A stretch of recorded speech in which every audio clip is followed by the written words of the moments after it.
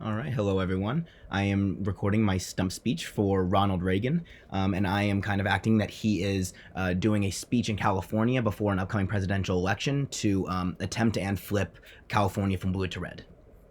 So I'll get started here. Thank you for the introduction, Representative Young Kim. California and I used to be quite familiar, but now, in the year 2024, we find ourselves in a difficult position.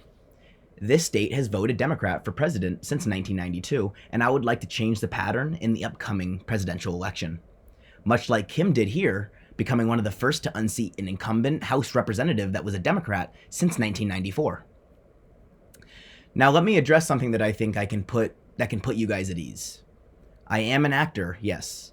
I do have experience memorizing lines, yes. But that is far from evidence that supports the claim that I am not a real politician. Isn't this the home of Hollywood? Heck, I heard that the actor Donald Trump was elected recently. The only difference would be that I don't need to misdirect and manipulate for what I want to accomplish. California has been blue for quite some time, and I was a Democrat once as well. But eventually, their beliefs and values no longer align with those of my own, and I believe that the change is needed to bring this great state back to greatness, which the people have deserved for far too long. There are two fundamental differences between how the Democratic Party has run this state and how I would adjust the government's role in the people's day-to-day lives, on a federal level along with the state. Those are regulation reforms and reducing the growth of government spending.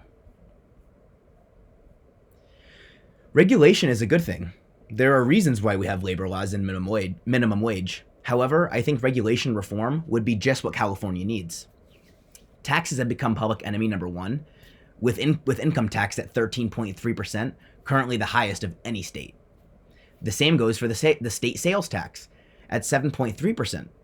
It can no longer be defended with it's just a part of living on the East Coast or on the West Coast, or just a part of living in California. Leadership in this state needs to regulate the tax system, and I plan on being the guy to do so. The old saying, no taxation without representation, is at risk nowadays, where even the people who you do vote for don't seem to have your interest at heart. As current politicians, especially in this state, are not asking for the input that would make life better, they just make decisions for themselves and their future, which would make our founding fathers sick to their stomachs, to not actually care and reach out and try to find the interests and needs of the people that you're representing. The second issue that California has dealt with for a while now is the state's spending habits. More than $200 billion spent every year on budget, with even more that is not accounted for. The money is coming out of taxpayer pockets without much say. So when you have a lot of regulation on the citizens and a lack of regulation on the state and how they spend money, you are in for some trouble, and unhappy citizens. When I'm in office, states will have to get input from their citizens, like where they prefer some of their money to go, so not all of the decisions are up to the government. If California was to do something even remotely close to that, they would have already spent the fraction of $200 billion that it would cost to fix the roads, which are rated worst in the country. Roads, taxes, and other restraints are things that you are used to be taking advantage with. No more once I begin the healing process that will be the next 4 years. Not to mention, on the other side, that the future plans of the current legislation here hope to continue spending more money at the expense of the California people, which isn't right. All this lack of respect and accountability is having a negative impact on this beautiful state I once called home. The housing market is excruciatingly high, and add that on top of the other problems that citizens may have with the state government, people are leaving. 60,000 off to Arizona in the year 2020 alone. It is shameful that it has gotten to this point. That longtime residents who have been here for decades are up and out because of the current condition of their once loved home. It is not true to say that liberals are ruining California, but the chokehold that the state government has on its citizens is causing severe damage that is nearing irreversible. I may not win this state. I may not even be guaranteed to win this election, but I came here today with a challenge. Have the courage to change course.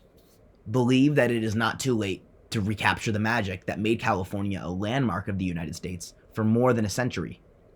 I would love to be the president that brought this state back to the limelight. Whether it will be me or someone else, the future of this state is in the hands of your own government your own state government to an extent. So even if I am not winning some of you over for the presidential election, voting your representatives and for Congress becomes life or death. For everyone listening and everyone here, come November, each one of you will have to ask yourself a question. Are you tired of it? And if your answer is yes, refrain from the usual, read deeper, and see what the candidates would actually be like. You all owe it to yourselves to put the best in office on a federal level as well as state elections. Thank you.